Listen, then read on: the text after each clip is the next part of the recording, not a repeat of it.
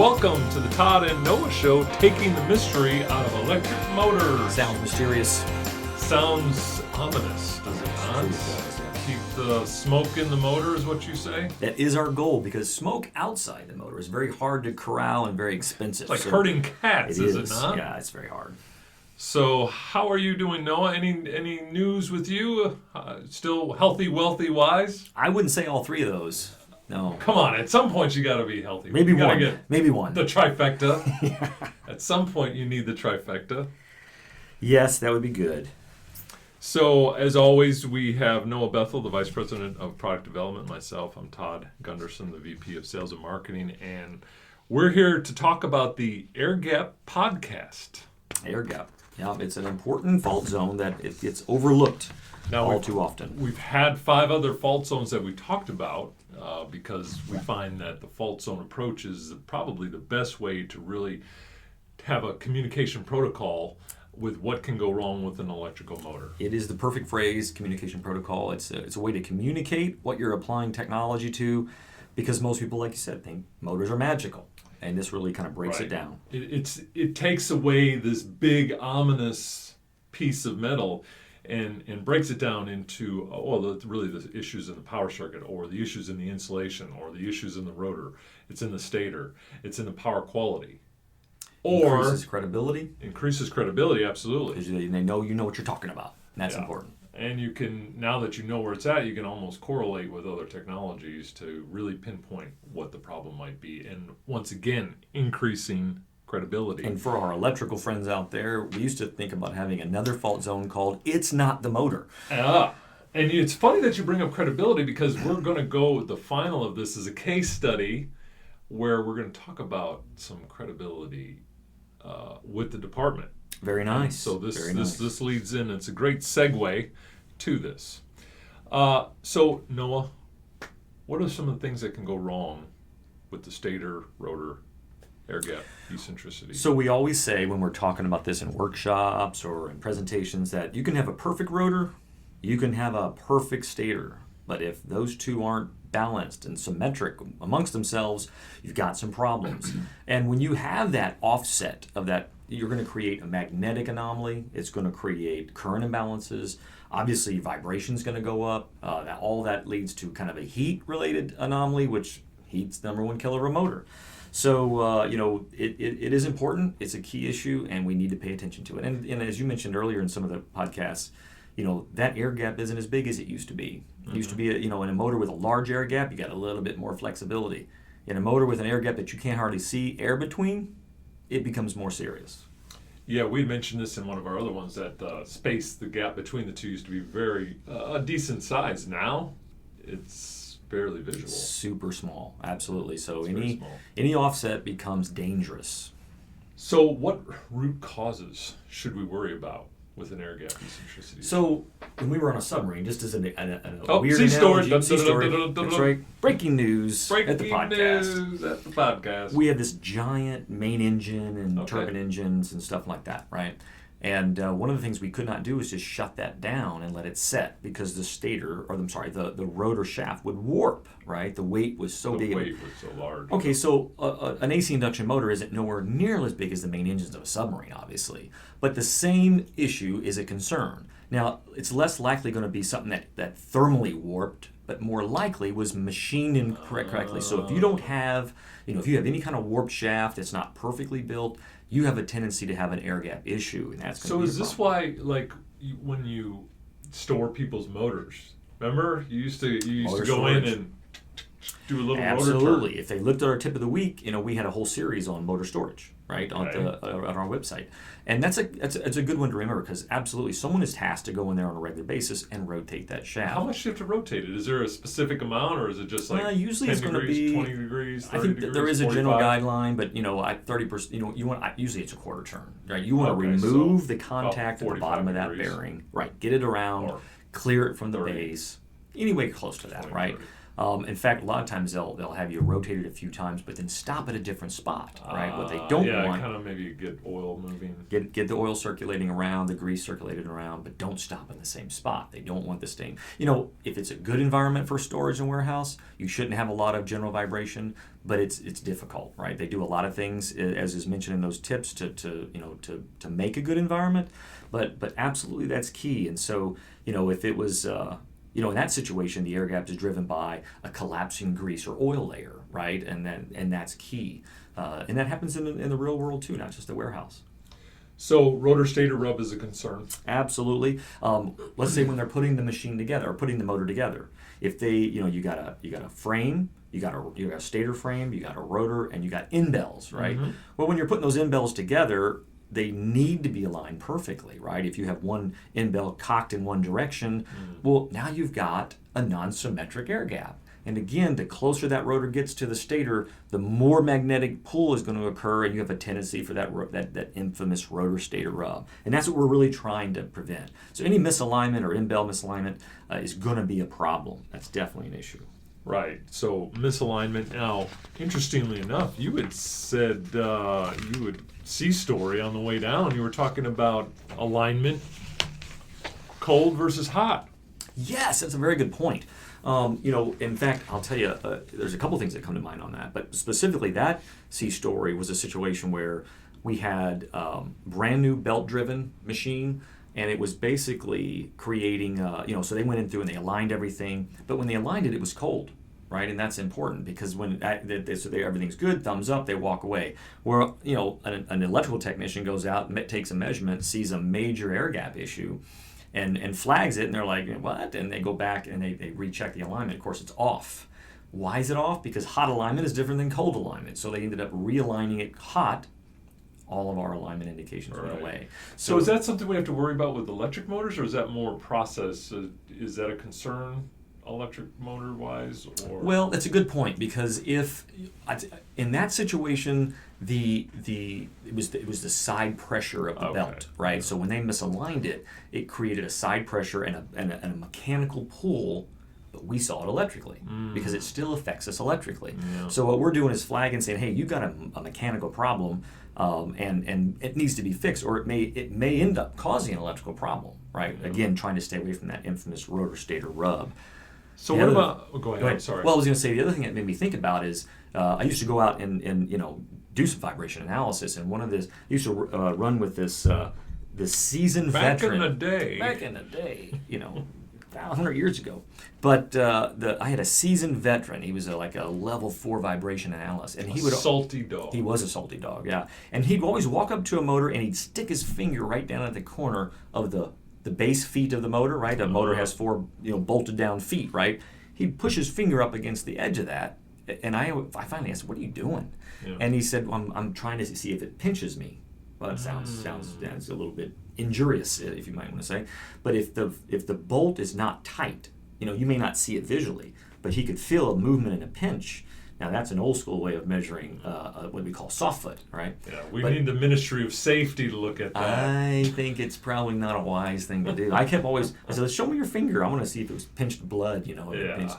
But anyway, it was. I was waiting for him to do that. And of course, he wanted me to do it. And every time he asked me to do it, I thought he had found one. He's going to see if it pinches my amateur fingers. Right.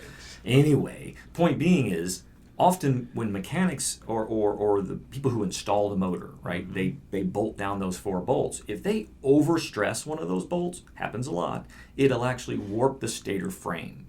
And so even though it's not soft, it's almost like hard. But the bottom line is, if that one's over torqued, the other ones are soft. And so it ends up happening. You warp the stator, and whether it's a warped rotor or a warped stator, the end game is the same. You got an air gap problem, and you're leaning towards that infamous rotor stator rub. Okay. What about bearings? So, we worry about bearings. If bearings are, there's different types of bearings. Ball bearings are less concern. But if it's an oil bath bearing or a journal bearing, one of the things we tell people is that, if you're dealing with a big vertical motor with a journal bearing, offline, you can expect there to be a little bit of alignment issue, or not alignment, but an air gap issue by design, because once it gets up and running, it centers the shaft. So it's something to be aware of, that offline analysis of air gap versus online analysis can change based on the design of the bearing. Okay, so those are some of the problems that occur with air gap or eccentricity. How do we test that in the field? Let's say online. So focusing on online with the motor running, we're going to hook up and we're going to take three phases of current data, and we're going to look at that on a spectrum, right? So what we know is that as that rotor turns, the way the bars, the rotor slots and the stator slots interact, it creates specific air gap related frequencies. They happen to be around what is known in the vibration industry as the rotor bar pass frequency. In the electrical side of the world, we call it eccentricity frequency. And then you have basically the first and third line frequency harmonic sidebands around that. We trend and look at those amplitudes and compare them to a standard noise platform. Any other tests that you would look at? Online, I mean, of course, I still like vibration, okay, as a correlative tool. What about inrush?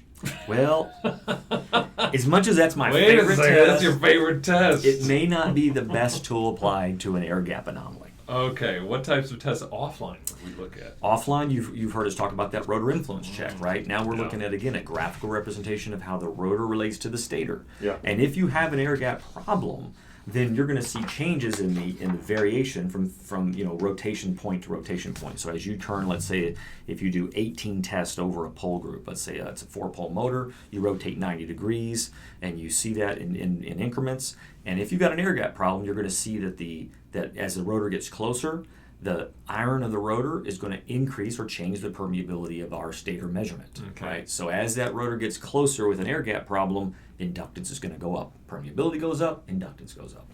And once again, it creates a unique signature that we could tell, yes, that is air gap. Absolutely. So we can tell the difference between a stator fault with inductance, we can tell the difference between a rotor fault with inductance, and we can tell the difference between an air gap issue with inductance. So it's a very telling measurement and a very valuable one. What about if the motor's in the shop? What are the types of tests that we can do then? Good call. Again, we always talk about shops have the advantage of taking things apart, right? So they're going to actually take the rotor out and they're going to do a run out. So they're through the whole length of the rotor, they're going to make sure that there's not this bowing or thermal expansion, and they're going to try to determine that. That's So just they'll looking for gaps between the stator and the rotor. Right, they can do that gap, but they'll also do a complete run out of the rotor and a run out of the stator independently, right? So that's a key element. Okay. What about anything, and then visually, right? So once you're in a shop, you can remove it, and you can pretty visualize, you can really see the rotor stator rub then. Yeah, and you bring up a good point. If there has been contact, then that's going to be telling. It's evident, and if they see that, a lot of times they can look to see how bad it is. And we've talked in previous podcasts about core loss, right? Yeah. And I square Lamination damage. Exactly right, because when you start to rub things, lamination damage actually occurs. And the worst case scenario is if you rub some of the steel over the cooling slots. A lot of times, if you look at rotor, it's not just one solid piece. They got like break points where they have airflow allowed to flow through the rotor. Well, you remove that airflow, things heat up fast, and heat is the number one killer of a motor. It is the number one killer. So so you went through all the different types of tests that we can do both offline and online, and there's a few out there, as well as what to look for, what are the problems that are associated with air gap. Now I'm going to take us to a case study that was given to us, and this is at it's an automobile manufacturing facility, but it's the paint shop of that automobile, and that's a critical motor. It's a final stage, and no paint, no car. No You paint, gotta no have it. car, so you have to have it. So the technician was there, used some technology and performed an offline testing, and they saw testing prior to the acceptance and recommended. So they did what was called a rotor influence check. Right. And they wanted to, and based on the rotor influence check, they said, we probably shouldn't accept this motor. A good QA test indicating a fault. Yeah, indicating that it showed the rotor influence check showed some anomalies that were consistent with potential air gap problems. And needs of the Operations, right. operations Stockholders, profit outweighs the reliability. call. So the call was, well, if it'll run, let's put it in the system and let's see what we can get. So once they installed this motor into the system, they saw that, and they found those 4 peaks that were 20 dB above the noise threshold. Okay. It's correlations. Now you have offline and online indications of an air gap anomaly. Right, so you now you know for sure that there's a problem there. And the ocular fault zone, which is a great view of putting those 6 fault zones together in one, but we're focused now on the air gap. And the nice thing about the ocular is that once you go to see that it's in red for eccentricity, it tells you all the different quadrants, each I guess what would we call them? Energy, eccentricity peaks.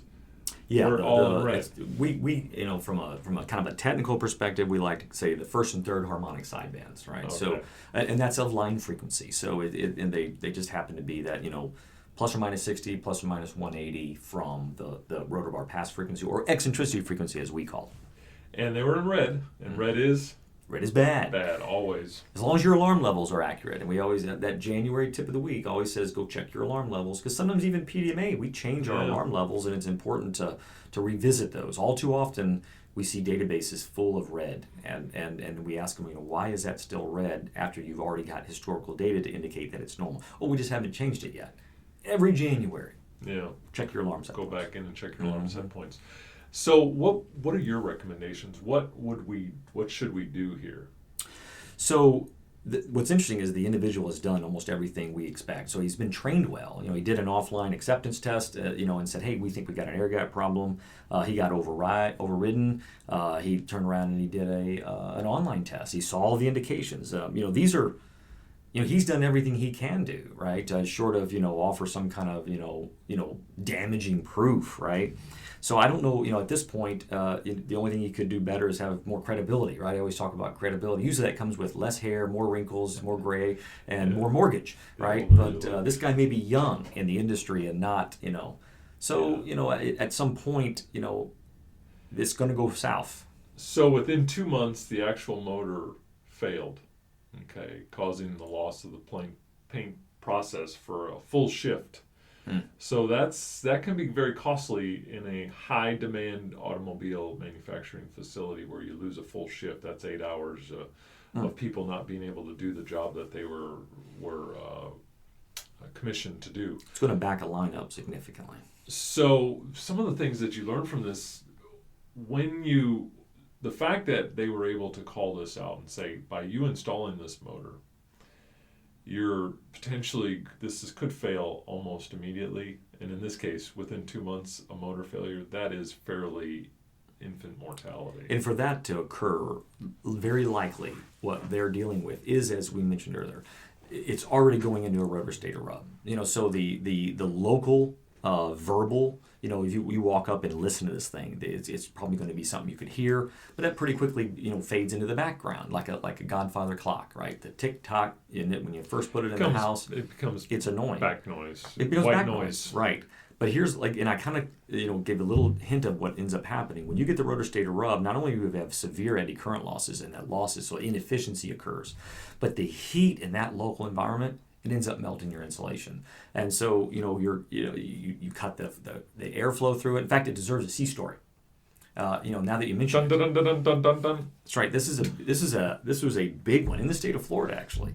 So we're at a trash energy plant that just replaced an older, big air gap, rugged duty motor with a brand new high efficiency, right, rugged duty motor.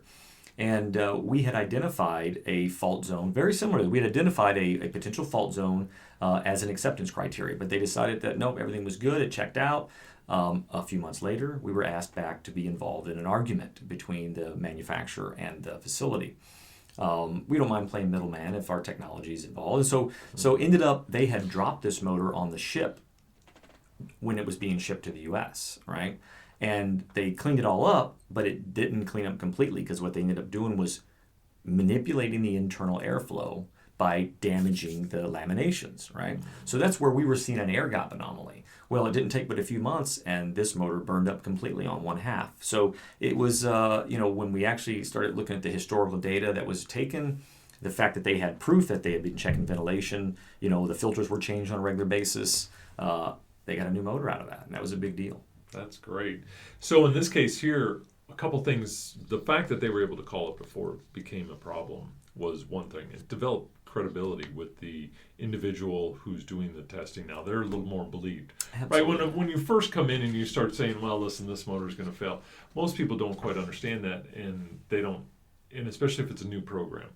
And in this case, it was a fairly new program, or new in the process of taking this type of technology or this type of data.